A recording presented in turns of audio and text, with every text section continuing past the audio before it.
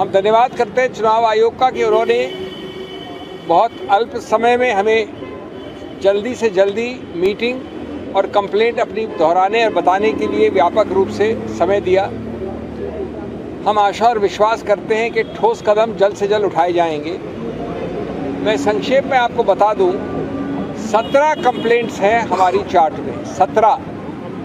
मैं सिर्फ 3 या 4 के बिंदु बताऊंगा आपको समय बचाने के लिए। सभी बहुत गंभीर हैं और सभी हमारे मूल सिद्धांत जो इस स्वतंत्र भारत के हैं उनका उल्लंघन करते हैं, उन पर आघात लगाती हैं। इसलिए ये आवश्यक है कि जिसको हमने संवैधानिक रूप से एक पुलिसमैन बनाया है, संरक्षक बनाया है इस पर्टिकुलर क्षेत्र का, अधिकार क्षेत्र का, वो तुरंत ठोस, सही और स्पष्ट एक्शन ले, क्योंकि ये हमारे संविधान के सभी आत्मा के जितने भी प्रावधान हैं उनके बारे में है। सबसे पहले है हमारी कंप्लेंट नंबर 17। इस देश के, और मैं बहुत आदर के साथ कहता हूँ, हमारे प्रधानमंत्री भी हैं, इस देश के प्रधानमंत्री हैं, और मैं वास्तव में उनका आदर करता हूँ क्योंकि बहुत मुखर वक्ता हैं, प्रखर वक्ता हैं। मैं हाथ जोड़ के उनसे कहूँगा कि उन्होंने इस प्रकार का वक्तव्य कैसे दिया, नहीं देना चाहिए और चुनाव आयोग को इसके ऊपर तुरंत एक्शन लेना चाहिए। ये वक्तव्य आप सभी जानते हैं, ये उनके ऑफिशियल हैंडल पे छपा हुआ है, प्रकाशित है। ये कल परसों कैंपेन के दौरान राजस्थान में कहा गया। इसमें मैं इसको भद्दा मानता हूँ, मैं इसको दोहराऊंगा नहीं, लेकिन इसके 4-5 तत्व आपको याद दिलाऊंगा जिसको हमने पूरी तरह से चुनाव आयोग के सामने रखा। इसमें एक समुदाय एक धर्म का स्पष्ट नाम के साथ विवरण है, स्पष्ट नाम के साथ। नंबर 2, ये बड़े स्पष्ट रूप से कहा गया है कि वो समुदाय इस देश की अल्प रिसोर्सेज को हड़प सकता है, हड़प लेगा, कांग्रेस उनको दे देगी इस प्रकार के अल्प रिसोर्सेज, उस समुदाय, उस धर्म को। नंबर 3, उस समुदाय और उस धर्म को घुसपैठियों के साथ बराबर में जोड़ा गया है। ये बड़े स्पष्ट शब्द है, प्रकाशित शब्द हैं, आपके सब चैनल्स पे हैं, आपके सब प्रकाशन में हैं। नंबर 4, ये कहा गया है कि इसका आघात भारत के हिंदू धर्म के कई जो बहुत स्थापित सिंबल्स हैं, मंगलसूत्र एक उदाहरण है, उस पर आघात हो सकता है। मैं वापस हाथ जोड़कर कहूँगा कि इतने बड़े ओहदे के चीफ एग्जीक्यूटिव इस देश के माननीय प्रधानमंत्री, हम सबके प्रधानमंत्री, उन्होंने सीधा उल्लंघन किया है, सीधा उल्लंघन किया है 123, जो किसी रूप से धर्म के आधार पर कोई वक्तव्य अलाउ नहीं करता है चुनाव के वक्त। नंबर 2, चुनाव आयोग के बारंबार सर्कुलर्स का उल्लंघन है।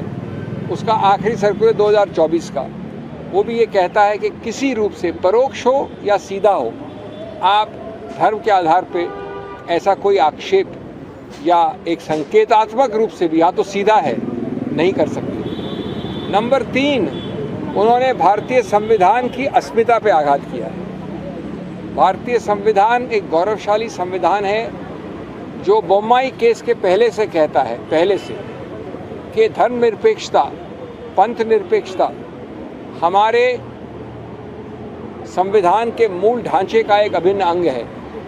मूल ढांचे का अभिन्न अंग होने का मतलब होता है कि संविधान संशोधन द्वारा भी उसको आप नहीं बदल सकते। अगर ये बात है तो आप समतल ज़मीन के लिए, लेवल प्लेइंग फील्ड, गणतंत्र, लोकतंत्र के लिए, डेमोक्रेसी, ये सब एक अभिन्न अंग है मूल ढांचे के। आप इस प्रकार के आपसी वैमनस्य के वक्तव्यों द्वारा इसको बिल्कुल नॉन समतल, नॉन लेवल प्लेइंग फील्ड बना रहे हैं और इसका इलाज सिर्फ चुनाव आयोग के पास है। इसलिए जो आप, और मैं कह रहा हूँ ये कि इसमें भारत की क्रेडिबिलिटी का सवाल है, हमारे संविधान की क्रेडिबिलिटी का सवाल है, हमारे प्रधानमंत्री के पद की क्रेडिबिलिटी का सवाल है, हमारे चुनाव आयोग के क्रेडिबिलिटी का सवाल है। इसलिए आप वो सब जो करते हैं, जो आम आदमी के विषय में करते हैं, वो प्रतिबंध आपको लगाना पड़ेगा, चाहे कोई कितना बड़ा हो, चाहे कोई कितना छोटा हो। ये देश के एक संवैधानिक अस्मिता का प्रश्न चिन्ह है, पर प्रश्न चिन्ह है। तो ये तो सबसे अहम मुख्य पहली कंप्लेंट। हमारी दूसरी याचिका है, जो आपने तस्वीरें लगाई हैं अपने सत्तारूढ़ पार्टी की ऑफिशियल हैंडल्स में, गुजरात में विशेष रूप से, वो सिर्फ धर्म की बात करते हैं। हमने फ़ोटो दी हैं, आप वो ऑफिशियल हैंडल उठा के देख लीजिए, उसमें सिर्फ धर्म के चिन्ह हैं। हम एक गौरवशाली देश हैं, मैं एक गौरवशाली हिंदू हूँ, ये गौरवशाली सिख हो सकते हैं, ये गौरवशाली ईसाई हो सकते हैं, लेकिन धर्म के चिन्ह हम अपने घर में पूछते हैं। हम अपने ऑफिशियल हैंडल में लगाकर उसके आधार पर वोट मांगने नहीं जाते हैं। ये हमारा दूसरा याचिका है, विस्तार से है, फोटोओं के साथ है, व्यापक है। ये उन्हीं प्रावधानों का उल्लंघन है जो माननीय प्रधानमंत्री ने अपने पहले वाले हमारी कंप्लेंट के विषय में किए। तीसरा एक बहुत ही विचित्र उल्लंघन देखा हमने, जो सिर्फ गैर कानूनी हस्तक्षेप और गलत रूप से दुष्प्रभाव डालने वाला हस्तक्षेप है। हमने ऐसा कभी सुना नहीं, कभी हुआ नहीं। मैंने अंदर माननीय आयोग को जेम्स बॉन्ड की कहानी बताई कि पहली बार तो तुक्का होता है, दूसरी बार कोइंसिडेंस होता है। अगर वही चीज़ तीसरी बार हो तो उसको शत्रु का एक्शन कहा जाता है। सूरत में ये बात बारंबार हुई है, ये कोइंसिडेंस नहीं है, ये शत्रु का एक्शन है। क्या हुआ? एक साथ 4 प्रस्तावक कांग्रेस कैंडिडेट के खड़े होकर बोलते हैं कि ये हस्ताक्षर हमारे नहीं हैं। चुनाव के एक दिन पहले ये कहा जाता है। उसके बाद कुछ समय तक जो कैंडिडेट है सूरत से, वो भी लापता होते हैं, मिलते नहीं हैं। अब सबसे रोचक, जो कोइंसिडेंस नहीं हो सकता, जितने और पार्टियों के जितने कैंडिडेट्स हैं सूरत से, सब विड्रॉ कर जाते हैं। ये ऐसा अजूबा तो हमने देखा नहीं। सूरत का कैंडिडेट इतना प्रभावशाली है कि कोई उसके विरुद्ध खड़े होकर तैयार नहीं। खड़े होने के बाद, नामांकन पत्र भरने के बाद, तो इसलिए हमने कहा है चुनाव आयोग से कि ये आपने चुनाव के धरातल को नॉन लेवल प्लेइंग फील्ड बना दिया है, समतल ज़मीन नहीं छोड़ी है।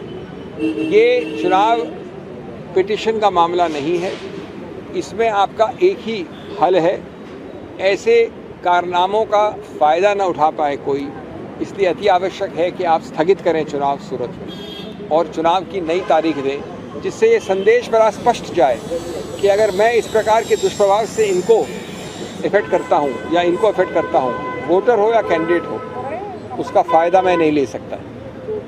इसलिए इस चुनाव को स्थगित करने की हमने मांग की। 5वां उदाहरण आता है, हमने कंप्लेंट की है न्यूज़ 18 के एक एंकर चैनल ऑपरेटर जो चलाते हैं प्रोग्राम्स, सूर्य तिलक से राज तिलक नाम से उनका एक प्रोग्राम है, उनको लिखित कंप्लेंट दी है अमीश देवगन के विषय में। आप लोग सब पत्रकार हैं, आप लोग सब यूट्यूब में जाना जानते हैं, आप उनका वो प्रोग्राम देख लीजिए। हमने लिंक दी है चुनाव आयोग को। वो इतना भद्दा है, वो इतना उत्तेजनापूर्ण है, वो इतना आपसी वैमनस्य फैलाता है, वो इतना धार्मिक है, वो इतना गैर कानूनी है, वो इतना धर्मनिरपेक्षता और पंथ निरपेक्षता के विरुद्ध है कि हमारा पूरा शर्म से माथा झुक जाए। हमने तुरंत प्रतिबंध के लिए कहा है। इसी महान व्यक्ति के विरुद्ध पहले कंप्लेंट्स हो चुकी हैं, निर्णय आ चुके हैं, लेकिन इस वक्त एक प्रयत्नशील काम हो रहा है कि चुनाव में जितना माइलेज निकाल सको गैर कानूनी काम से उतना निकाल लो, बाद में देखी जाएगी। कि बाद में देखी जाए पे तुरंत प्रतिबंध लगाने के लिए आवश्यक है कि इसको रोका जाए, और वो हमने हमारी चौथी कंप्लेंट में किया है। अंतिम बात जो मैंने कही, और मेरे मित्र अभी एक दो और आपको उदाहरण देंगे, जो अंतिम बात मैंने की वो थी कि माननीय राहुल गांधी जी कर्नाटक के उस क्षेत्र में कैंपेन करेंगे जब दूसरा कर्नाटक का क्षेत्र जो है वो साइलेंस पीरियड में होगा। यानी एक क्षेत्र में कर्नाटक में चुनाव हो गए, वो साइलेंस पीरियड में चला गया है, मौन व्रत के पीरियड में, और दूसरे पीरियड में जहाँ की अलग अलग चरणों के चुनाव हैं वहाँ पर कैंपेनिंग अनुमति है, अलाउड है। तो हमने स्पष्टीकरण मांगा है कि चुनाव आयोग राहुल गांधी जी को उन क्षेत्रों में चुनाव अभियान करने का पूरा अनुमति दें। ये सभी हमारे बाकी 15 या 14 कंप्लेंट्स के साथ विवरण किया है, लिखित दिया है, कंप्लेंट दी है, प्रावधान दिए हैं, फोटोग्राफ दिए हैं, याचिकाएं दी हैं।